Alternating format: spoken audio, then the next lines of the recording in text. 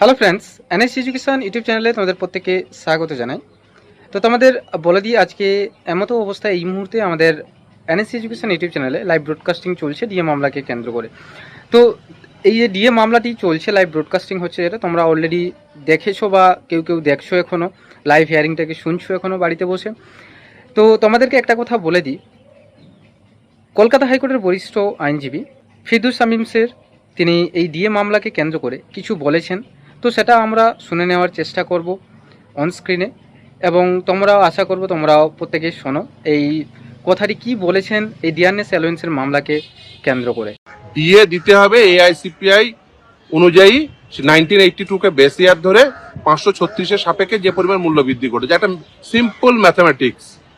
আমার কাছে আসবেন, আমার চেম্বারের ক্লার্কও বুঝিয়ে দেবে, চিফ সেক্রেটারিকে পাঠিয়ে দেবেন, আমার চেম্বারের ক্লার্ক বুঝিয়ে দেবে কিভাবে ক্যালকুলেশন করতে হবে। যদি এটা বলেন তাহলে বুঝতে হবে যে সরকারটা কিভাবে চলছে।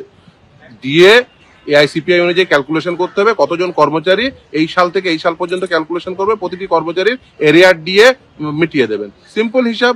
ফলে এবং যতজন কর্মচারী আছে, এর আগে যে 41,000 কোটি টাকার গল্প শুনিয়েছিলেন, তাহলে যদি হিসাব না করে কি গল্প শুনিয়েছিলেন? ফলে এই যে কথাবার্তাগুলো, এর কোনো সারবত্তা নেই। যদি আপনি যদি হিসাবই না করতেন, তাহলে এতদিন ধরে যে ডিএ দিয়ে এলেন, এটা কি হিসাবে দিয়েছেন? মানে বেহিসাবি ভাবে কর্মচারীদের ডিএ দিতেন? এই কথাবার্তার মধ্যে তো কোনো সারবত্তা নেই।